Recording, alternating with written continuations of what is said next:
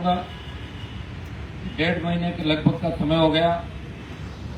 अप्रैल की तपती धूप, मई की तपती धूप और जून आ गया, बरसात भी आने लगी। आंधी तूफान भी कई बार आए, भीगती बारिश के अंदर, हम भीगते हुए बारिश के अंदर। और लगातार इस आंदोलन में राजस्थान के नौजवानों का, एसआई भर्ती के अभ्यर्थी, आरपीसी के हमारे जो 18-21 के आरएस एग्जाम के अभ्यर्थी और विभिन्न संगठनों के, विभिन्न जो बेरोजगारों के यह संगठन बने हुए, संघर्ष समितियां, हमारे विश्वविद्यालय के छात्र और राजस्थान के कोने कोने से एक बार हमने गिरफ्तारी का बड़ा कार्यक्रम रखा, जेल भरो आंदोलन। और दूसरी 25 मई को जो आक्रोश युवाओं ने आक्रोश रैली करी, वो रिकॉर्ड तोड़ रैली थी। इस गर्मी के अंदर अपने अपने साधनों से राजस्थान के नौजवानों ने दिल्ली तक ये संदेश दे दिया, मोदी जी हम आक्रोशित हैं।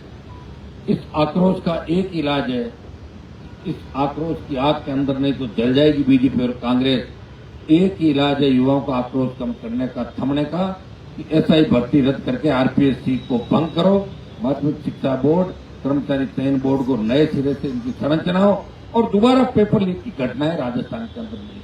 भाइयों, एक आह्वान, शायद इस देश के अंदर इतना प्यार, प्रेम, आशीर्वाद किसी नेता को नहीं मिला कि एक आह्वान पे उस धूप के अंदर लोग अपने अपने साधनों से आए, तकलीफ करे। जितने डोम और टेंट में थे उससे 3 गुना बाहर सड़कों पे थे, 10-10 किलोमीटर के जाम लगे। और कांग्रेस, भारतीय जनता पार्टी सहित देश के तमाम नेताओं की जो सियासत है वो हिल गई। वो देख रहे थे कि राजस्थान में भूचाल कहां से आ गया। वैसे राजस्थान में भूचाल 2018, 17, 16 के अंदर आ गया था, जब हमने हुकार भरी थी उस समय राजस्थान के अंदर राजनीतिक दृश्य को बदलने की। लेकिन दुर्भाग्य 18 और 18 से 23 के बीच सकारात्मक दृष्टि से हम कमजोर रहे, हमारे साथ संख्या बढ़ती रही, लेकिन वोट में उसको कैसे बदले हमने चिंता करी। कई बार कई कांग्रेस के लोगों ने चिंता कर ली, कई बीजेपी के लोगों ने कर ली, कई अच्छे लोगों ने कर ली कि यार हमारी वजह से कोई हार नहीं जाए, ये जीत नहीं जाए। तो इस चक्कर के अंदर राष्ट्रीय लोकतांत्रिक पार्टी का ग्राफ थोड़ा डाउन हो गया। वैसे वोट नहीं घटे हमारे, 18 में 8.5-9 लाख वोट थे और 23 में 10 लाख के करीब वोट थे। अलायंस का जोड़ते हैं तो हमारे 14 लाख अलायंस के वोट इसके अंदर आए थे। पंचायत चुनाव, पालिका चुनाव, कोई पार्टी ऐसी नहीं राजस्थान के जैसे पंचायत चुनाव लड़े, पालिका चुनाव लड़े। राजस्थान में पालिका चुनाव लड़े, एक चेयरमैन हमारा रहा। पंचायत चुनाव में 5 प्रधान, 4 एक समर्थित, 5 प्रधान हमारे बने। और अभी भी इस पार्टी के 3 प्रधान हमारे पास है, एक छोड़ के चला गया और दूसरा भी दूसरी जगह अपने वो दिखा रहा है स्वामी भक्ति। लेकिन निश्चित रूप से राजस्थान के जवानों ने मान लिया कि हमारी आस्था हनुमान बेनीवाल के साथ है। और 23 का जो बदला है, 23 के अंदर हम उनको इतना समर्थन नहीं दे पाए, क्योंकि आपको याद होगा जब मोदी के खिलाफ देश का किसान लड़ रहा था तो मेरे समाज के 25 से ज्यादा सांसद दिल्ली के अंदर थे, लेकिन मोदी का साथ छोड़ने की हिम्मत किसी ने नहीं करी। जब देश के किसान को आवश्यकता पड़ी तो मोदी की सत्ता को ठोकर मार के 70 दिन सड़क पर कोई सांसद बैठा, नागौर का सांसद था, तो किसान के सम्मान की लड़ाई लड़ी।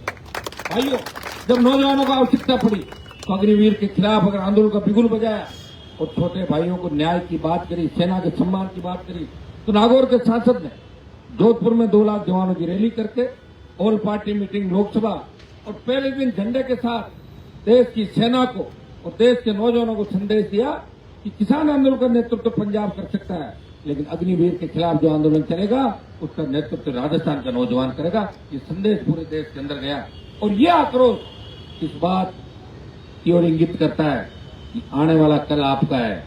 थोड़ी हिम्मत रखना, हौसला रखना। डरी हुई सरकार आप देखो कैसे डरी कि सरकार के जो कमिश्नर और संभाग खुद ही वहां पहुंच गए और माइक हाथ में लेके भाषण देने लगे।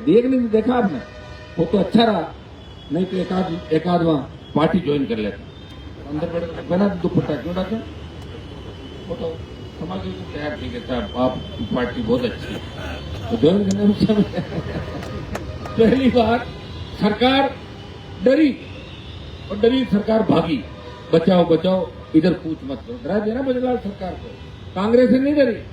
कांग्रेस की उस यात्रा से नहीं डरी जो संविधान बचाओ, जब 32 की भीड़ होती है, कभी 500 की, कभी 800 की, कभी 2500 की। इससे सरकार नहीं डरी। सरकार डरी राष्ट्रीय लोकतांत्रिक पार्टी के नौजवानों की हुंकार से, ललकार से और आक्रोश से कि हमारे भजनलाल जी आपके घर की तरफ। ये तो दिल्ली चले गए थे सुबह ही, और बाकी मंत्री भी जयपुर छोड़ के भाग गए थे। कोई मंत्री नहीं था राजस्थान का या राजधानी। जब आप इतने डर रहे हो भजनलाल जी, तो फिर इंतजार किस बात का कर रहे हो? भर्ती रद्द करो, आरपीएससी को भंग करो, ताकि आपको भी कोई पुण्य मिल जाए, पूर्व जन्म का पुण्य मिल गया कि आप सीएम बन गए। आप सीएम की दौड़ में नहीं थे। आपने कभी सोचा नहीं मैं मुख्यमंत्री बनूंगा। मुझे पता है कि जिस दिन आप सीएम बने होंगे उस दिन आपको नींद आई कि नहीं आई, कैसे नींद आई, हम सब सारी बातें जानते हैं। उस दिन जो रात में हमें पता है कि आप सो नहीं पाए थे, उछल रहे थे कमरे के अंदर, तो पूरा राजस्थान देश जानता है। लेकिन अब तो एडजस्टमेंट करो, 1.5 साल हो गई, अब तो कुछ दिखाओगा। आप प्रदेश के मुख्यमंत्री हो, आप बंद कमरे में तो कई लोगों के साथ बदतमीजी करते हैं। सुना हम IAS अधिकारी बताते रहते हैं कि भजनलाल जी भी गाली गलौज कर देते हैं। मैंने उनको गाली करते नहीं देखा, लेकिन अंदर की बात यह है कि जब फ्रस्ट्रेशन होता है तो वो IAS अधिकारी को गालियां दे देते। ये सुनने के अंदर हमारा आया है। और अगर आप गाली दे रहे हो, आपको गुस्सा आ रहा है, तो जिन मुद्दों को लेकर आपकी पार्टी सरकार में आई, जहाँ बड़े बड़े फोटो लगा रहे हैं आपने राजेंद्र राठौड़ के, सतीश पूनिया के, CP जोशी के और वसुंधरा राजे के, उसमें लिखा था कि भर्तियां रद्द कराएंगे, SI भर्ती सहित तमाम पेपर लीक की घटनाएं, और आरपीएससी को बंद करेंगे, नौजवानों को रोजगार देंगे। ये बीजेपी का वादा था, और राजस्थान के नौजवानों को बरगला के भारतीय जनता पार्टी धोखा देके सत्ता के अंदर आई, तो लोगों ने आरपीएससी ज्यादा बीजेपी को पसंद किया। तो भजनलाल जी, अगर आपके अंदर जरा सा भी नौजवानों के प्रति प्रेम है और इनके आपके बुजुर्गों के पुण्य से आप सीएम बने, मैं तो पहले भाग्य पे भरोसा ही नहीं करता, मैं मेरी बता दूं। लेकिन जैसे ही भजनलाल की पर्ची खुली, मैंने कहा भाग्य भी होता है। मैं पहले नहीं मानता था। इनकी पर्ची खुलने के बाद जो है कुछ भी हो सकता है। 1-2 ऐसे लोग और है देश के अंदर, उनका भी बताऊंगा 1-2 दिन बाद आपको कि एक तो भजनलाल, एक दूसरा एक और नाम बताऊंगा जो देश में बहुत बड़े पद पर बैठा है, कि उनको देखने के बाद लगा कि भाग्य होता है। जो जिस चीज के लायक नहीं उससे ज्यादा किसी को मिल जाए, तो भाग्य की बात है। यहाँ पे संघर्ष करने वाले तो बहुत से लोग हैं, सीएम के सपने भी बहुत से लोगों ने लिए, तो कई तो विधानसभा में नहीं पहुंच पाए, और कहीं पहुंचे तो भजनलाल जी बाहर खड़े रहते आके, तो पता नहीं देर के घूट कैसे पी रहे हैं। हमें जुटने इन चीजों की, और न हम इस रेस के अंदर थे। हम एक ही आह्वान आपसे करते हैं कि आप इस मुगालते में मत रहना कि आंदोलन का हो गया। आंदोलन नई दिशा ले सकता है, और ये रेला दिल्ली की तरफ भी जा सकता है, और दिल्ली में हरियाणा स्टेट आपका है, और दिल्ली अगर हम पहुंच गए, हरियाणा दिल्ली और तो तैयार बैठे पंजाब वाले कि हनुमान जी का रेला है, और उसमें शामिल हो, और जंतर मंतर और वोट करने में किस तरह रैली तब्दील करें, और किस तरह मोदी की सियासत हिले। और ये अगर इतना नौजवान वहां दिल्ली में पहुंच गया, लोकसभा का सत्र भी आ गए, तो भजनलाल जी आपके लेने के देने पड़ जाएंगे। इसलिए आप अच्छा यही है कि हमने राज्यपाल से मुलाकात करें, आप इस मामले में भर्ती को रद्द कराएं, आरपीएससी को भंग करें, तमाम जांच करें, रीट लेवल फर्स्ट की सीबीआई जांच करें, जिसमें बड़े मगरमच्छ पकड़े जाए। आप खुद कहते हो कि मेरे से कांग्रेस के नेता अंधेरे में मिलने के लिए आते हैं, नाम बताओ उनका कौन है। और आप या तो आप उनको मदद कर रहे हो, और मदद नहीं कर रहे हो उनको भेजो। आप एक और पकड़ा जैसे ईडी ने, और नेताओं को पकड़ो। एक ऐसा अभियान चलाओ कि कांग्रेस के राज में जो भी भ्रष्टाचार जिन के सब जेल के अंदर हो गए, नहीं तो लोग मान लेंगे। जिस तरह गहलोत वसुंधरा मिल गए थे भ्रष्टाचार करने में, भजनलाल भी उनके साथ ही शामिल हो गए। यही मानेंगे लोग राजस्थान का। कितना बड़ा दुर्भाग्य है कि सुप्रीम कोर्ट के अंदर जिस तरह अभी जमानत मिली 2 लोगों को, SI ट्रेनी को, वहां सरकार ने वकील ही खड़ा नहीं किया एसओजी की तरफ से। आप बताओ, तो एसओजी भी क्या रही, सबकी जमानत तो फ्री करो। पता नहीं कौन से इंस्ट्रक्शन कहां से मिले, दिल्ली से मिला और कहीं से मिला। आप दबाना चाहते हो, लेकिन राजस्थान का नौजवान इस मामले को दबाने देगा। राजस्थान का नौजवान फिर सड़कों पर आएगा, दिल्ली की ओर कूद करेगा, लेने के देने पड़ जाएंगे, और आप भी रवाना हो जाओगे। कोई पता नहीं चला, जिस तरह आप बने थे उसी तरह घर चले जाओगे, पुराना काम संभालोगे। ये हम आपको चेतावनी देते हैं कि आप इन नौजवानों के हक की जो लड़ाई है, नौजवानों के हितों की लड़ाई है, अगर आपको हमसे तकलीफ है, हनुमान जी को क्रेडिट नहीं मिले, आप अपने वहां बुला लो, लोगों को बात कर लो। बीजेपी के लोगों को बात करने के लिए अलग भेज दो, आपके तो खूब ग्रुप अंदर बने हुए। हम क्रेडिट नहीं चाहते, हम राजस्थान के नौजवानों का भविष्य बर्बाद नहीं हो, हमारी आने वाली पीढ़ी बर्बाद नहीं हो। तो लाइब्रेरी के अंदर बैठ के 10-10 घंटे पढ़ते हैं, और फिर पता लगता है पेपर लीक हो गया। आपका तो जो अभी जेटीए का एग्जाम हुआ, उसके OMR सीट पे दस्तखत नहीं कराए आपने, न स्टूडेंट के कराए और न आपके उसके जो शिक्षक है उसके कराए। तो फिर कैसे माने कि आप ठीक हो? आप तो अशोक गहलोत की गुरु निकले, वो तो पेपर लीक में थे, आप तो OMR सीट ही बदलवा दो के अंदर, हल्ला ही नहीं होगा। तो बहुत बड़ी विडंबना इस प्रदेश की है और निश्चित रूप से प्रदेश को बर्बाद होने से बचाने के लिए तमाम नौजवानों को एक मंच में आना होगा। मैं तो हमेशा कहता हूँ कांग्रेस बीजेपी के खिलाफ जितने भी लोग हैं, तीसरे मोर्चे के लोग हैं, वो सब आमंत्रित, यह सबका स्वागत है। लेकिन ये मेरे घर पे कोई कार्यक्रम नहीं है कि मैं फोन करके बुलाऊं लोगों। अपने आप आ जाओ, मैं भी तो बैठा ही हूँ अपना, इसमें तो मैंने झंडा ही नहीं लगा रखा नहीं।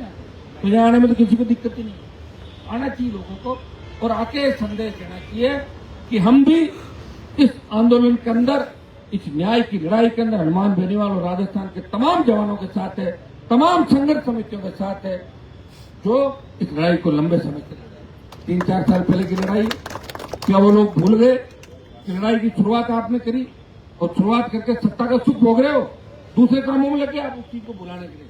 कितने कहीं भी लग जाओ अंगुली उठेगी, शुरुआत आपने करी थी, अब कहां चले गए? दूसरे काम छोड़ो, क्या उनके भाई असर नहीं होने वाला उन कामों का, काम पकड़ लेना और उसको बीच में छोड़ देना। तो जिन जिन नेताओं ने क्या ठीक नहीं है, मैं कांग्रेस के नेताओं से, बीजेपी के नेताओं से कहना चाहूंगा, जो जो आरपीएससी भंग करने की बात कर रहे, एसआई भर्तीगत करने की बात कर रहे, तमाम पेपर लीक की घटनाओं के खिलाफ जिन्होंने आंदोलन किया, उनको एकजुट होकर इस भजनलाल सरकार के खिलाफ इस आंदोलन के अंदर हिस्सा लेना चाहिए। अगर हमारा साथ नहीं लो, अलग टेंट लगा लो, वहां वो जगह पड़ी और कहीं चले जाओ। अरे कम से कम लड़ो तो सही, भूलो तो मत। अपनी कथनी और करने के अंदर अंतर नहीं होना चाहिए और वचन का आदमी को पक्का होना चाहिए।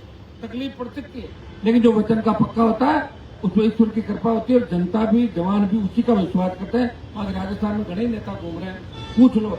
और ये मोदी ने जो रैली करी, मोदी ने तो पूरे देश को लगाया, प्रदेश को लगाया, सब जाके वहां रैली करी। अपने तो एक आह्वान पर लोग आगे बिना गए, लोगों ने कहा आप बैठे रहो, हम आ रहे हैं इस बार आपको मजबूत करने के लिए।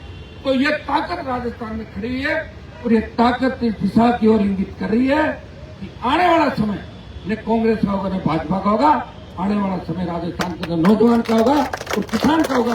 किसान के बेटे सत्ता में कब्जा करेंगे और इन दोनों चोर मोचेरे भाई जो मिलके इस राजस्थान को लूट रहे हैं, एक सांपनाथ है, दूसरा नागनाथ, इनसे हमें छुटकारा मिले और राजस्थान के लोग अच्छे कानून व्यवस्था, जो पुराना हमारा कानून का राज था, उसके अंदर हम जिए।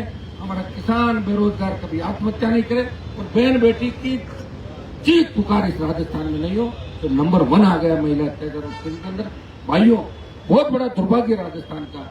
इसीलिए मैं कहता हूं आपको, कोई फिर हिस्ट्री पे बात चली जाएगी, लड़ाई लड़ी नहीं, कुछ लोगों ने लड़ाई लड़ी और फिर वही ट्वीट आएंगे दूसरे। ये मैं नहीं कह रहा, इतिहास कह रहा है। 66 साल में एक व्यक्ति ने पार्टी बनाई और वो लड़ रहा है, लेकिन जो समर्थन राजस्थान की जनता का मिलना चाहिए वो नहीं मिल रहा है। सड़क पर टोल दे रहे हो, बिजली की विचार बढ़ रहा है, थाने में आपको अपमानित कर रहे हैं, बेइज्जती कर रहे हैं, कर्जे, किसान कर्जे के बोझ से दबा जा रहा है, जवान कभी पुलिस की गोली का शिकार हो रहा है, बेरोजगार से तंग आके आत्महत्या कर रहा है, सरकार लूट रही है और फिर भी आप कहते हो कि बस अब की बार बदल देंगे और वोट दे रहे हो दूसरी पार्टी को। एक ही सीखा आपने कांग्रेस बीजेपी, तीसरा सीखा नहीं, इसलिए तीसरा आपको सीखना है। बगल के हमारे स्टेट हरियाणा, पंजाब, दिल्ली को देख लो, जहाँ तीसरी और चौथी पार्टियों ने राज किया, तो कम से कम हमारी थर्ड पार्टी राज करे। मैं तमाम उन दलों को भी कहना चाहता हूँ जो कांग्रेस बीजेपी के खिलाफ है, उनसे अलायंस के रास्ते हमारे खुले हैं, आगे भी खुले रहेंगे और मिलकर ये 28 की अंतिम लड़ाई हम मिलकर लड़ेंगे। अंतिम लड़ाई क्यों वो भी बता दो, क्योंकि थक जाते हो आप लोग, मैं तो नहीं थक रहा हूँ, लेकिन मेरे साथ रहने वाले थक जाएंगे। अरे साहब, राज्य के खिलाफ लड़े काम नहीं हो रहे, हर आदमी अपना काम चाहता है और मैं चाहता हूँ पूरा ही आपका काम हो। तो पूरा काम तो जब वो राज आत्मा ये काम तो कभी करेगा ना, कौन मना कर रहा है? ये दुकान खुली, भजनलाल जी के कौन से बोर्ड देने वालों की चल रही, बीजेपी वाले बाहर में रहते हैं, जो पैसा दे रहे हैं, अंदर मंत्री से काम कर रहे हैं। लेकिन मैं चाहता हूँ कि सत्ता पर आपका कब्जा हो, ताकि किसान का कर्जा माफ हो, सड़क पे टोल नहीं देना पड़े, जवान को बेरोजगार से तंग आकर आत्महत्या नहीं करनी पड़े और एक भी अपराध नहीं हो राजस्थान के अंदर। अपराधी अपराध करने से पहले 1000 बार सोचे, थर थर कांप उठेंगे राजस्थान के अंदर अपराध करने वाले बाहर के और यहाँ के अपराधी। इतना ही विश्वास मैं आपको दिला सकता हूँ। दूसरे लोग, मैं तो चाहता हूँ हर जाति के लोग मेरे साथ खड़े रहे। हम नेता आ नहीं रहे तो भाइयों अब नहीं आ रहे तो अपने नए नेता तैयार कर लो। हर जाति को मैं आह्वान करता हूँ, पुराने जो भी आपके लोग हैं जिनके जंग लग चुकी है, उन जंग लगी लोगों को छोड़ो और नए लीडर राजस्थान में तैयार करो। 3.5 साल का समय, हर जाति में नए नेता तैयार हो जाएंगे। अब जो नई पीढ़ी आ रही है और मजबूती के साथ आ रही है, तो जल्दी आपको ऐसा नहीं कि मंच नहीं मिलेगा, मंच भी मिलेगी, बड़ी रैलियां भी होगी, उसमें आप पॉपुलरिटी भी धीरे धीरे हो जाएगी और उनको भुलाते हुए आप आगे बढ़ते जाओगे, तभी इस राजस्थान का विकास होगा, अन्यथा विकास नहीं होगा। एक बार कांग्रेस, एक बार बीजेपी, लड़ने वाले थक जाएंगे और ये चोर चोर मोचेरे भाई इसी तरह राज करेंगे। आप ये बताओ, लोग मानेसर जा सकते हैं, लोग अजमेर जा सकते हैं, तो बीजेपी के खिलाफ लड़ने में कहां जो रहा? बीजेपी को नेताओं को, जिन जवानों को बरगला के आपने वोट लिया, जिनके नाम से आपने अपनी राजनीतिक रोटियां छेकी 50-50 साल तक, आज मुंह बंद क्यों हो गए आप लोगों को? सिस्टम को हटा, सिस्टम के खिलाफ लड़के खड़े हो जाओ, अपने आप लोग कर देंगे। और मंत्री बन भी गए, कौन पूछ रहा मंत्रियों को? औकात क्या मंत्रियों की विचारों की? ऐसे सेक्रेटरी सीएम ने लगा दिए कि मंत्रियों को फोन ही नहीं उठा रहा है। ये तो इससे बढ़िया है, जिल्लत की जिंदगी जीने से बढ़िया है कि स्वाभिमान का एक पल जी लो।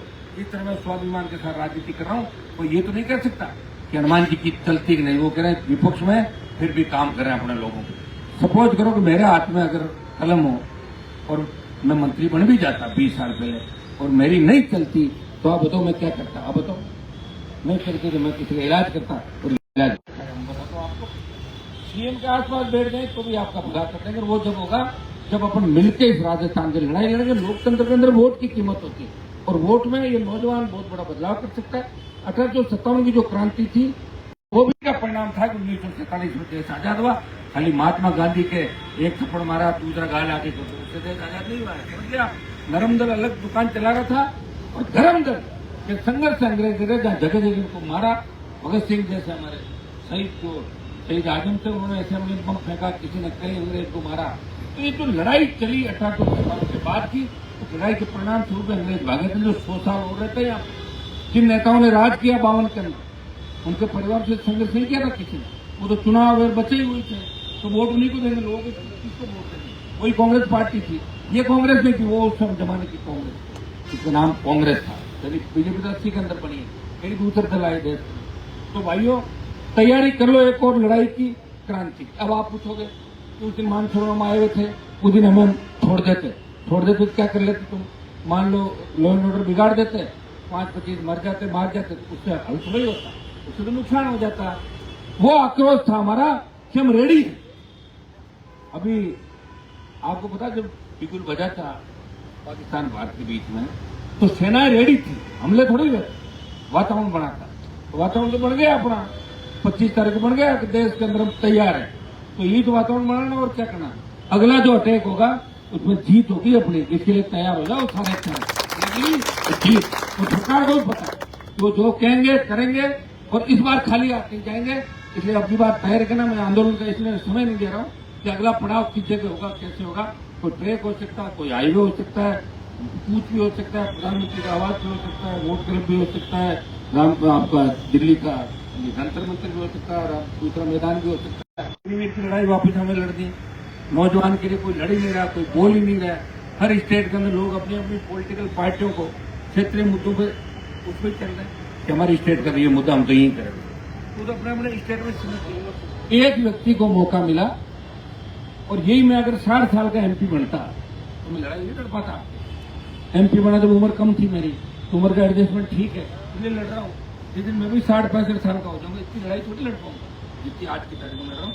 कि भाइयों समझो, ताकतवर बनो, मजबूत बनो और अपने नेता को भी समझो जो हर विकट परिस्थिति के अंदर कौम के लिए, किसान के लिए, प्रदेश की इज्जत मान सम्मान के लिए लड़ाई लड़ रहा है। जब पहलवान बेटियां न्याय के लिए बैठी थी, तो हरियाणा की थी सारी बेटियां, राजस्थान की तो एक भी पहलवान नहीं थी, लेकिन उनको सम्मान दिलाना।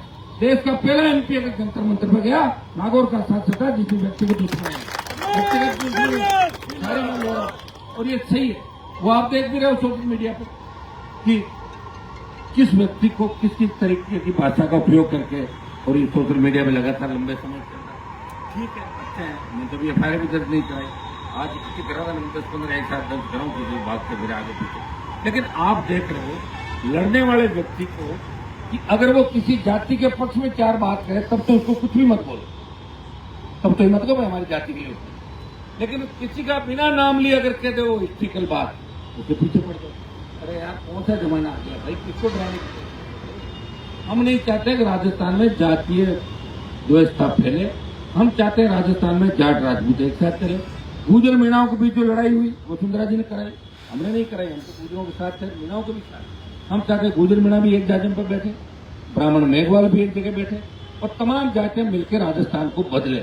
और तमाम अगर नहीं मिलेगी तो राजस्थान बदलेगा भी नहीं, क्योंकि राजस्थान की भौगोलिक जो परिदृश्य है वो अलग अलग, ईस्टर्न अलग है, आदिवासी बेल्ट अलग है, नॉर्थ का अलग हो गया, पश्चिम का अलग हो गया।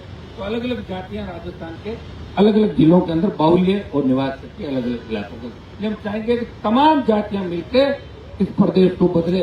अब जातियों में नए लीडर बनाने होंगे, तब बदले। कैसे बदले? पुराने वाले जो नेता है उनका जो धंधा है कि बात उठाई और सौदा किया, मामला उठाया और सौदा किया, और जो 1-2 बार काम कर लेते फिर दोबारा मजबूत नहीं होंगे। इसलिए आपको मजबूत नेता खड़े करने होंगे। और मजबूत नेता लाओगे कहां से? आप कहें बीच में से लाएंगे? तैयारी करो, हिम्मत रखो भाई। हमारा काम है किसी को मजबूत करके और उसके साथ जाके सड़क पर लड़ना। अपना मजबूती मिल जाए, फिर अपना काम करते जाओ। अच्छे काम करोगे तो पब्लिक अपना नेता मान लेगी। सेवा तो करनी पड़ेगी, सेवा करोगे जब तो नेता बनोगे। एकदम से तो कोई लेट चल नहीं रही, तो आप वोट तुम्हें दिला देगी, टिकट दे दी, वाली जातियां डाल देगी, पीड़ित होकर तबका साथ हो जाएगा, राजस्थान में राज बन जाएगा। आसाम जैसे राज्य के अंदर जब पूरे छात्र और नौजवान मिलकर खुद की सरकार बनाते, तो राजस्थान के लोग इतने कमजोर नहीं।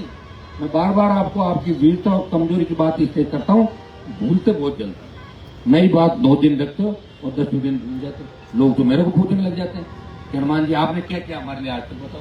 तो मैंने कहा दूसरे ने क्या किया, तो दूसरे को याद दिलाना पड़ता है। इसलिए याद दिलाने की आवश्यकता है। याद रखो कि हमारे किस व्यक्ति ने राजस्थान का सम्मान बढ़ाया देश दिल्ली के अंदर जाके, कि राजस्थान का वो किसान का बेटा जो देश के किसान के लिए लड़ रहा है, जो देश के जवान के लिए लड़ रहा है, तो पहलवान बेटियों को न्याय दिलाएगा, वो राजस्थान का किसान का बेटा है। तो राजस्थान का सम्मान बढ़ाया नहीं बेटा, बताओ मुझे। पहले राजस्थान, फिर कौम, किसान और नौजवान। तो आप तैयारी कर लो, आने वाला समय आपका, निश्चिंत रहो, जीत हमारी होगी। 1-2 बार तकलीफ और हमें पड़ सकती है, वो जल्दी हम ऐलान करेंगे। बहुत बहुत आपको धन्यवाद। जय हिंद।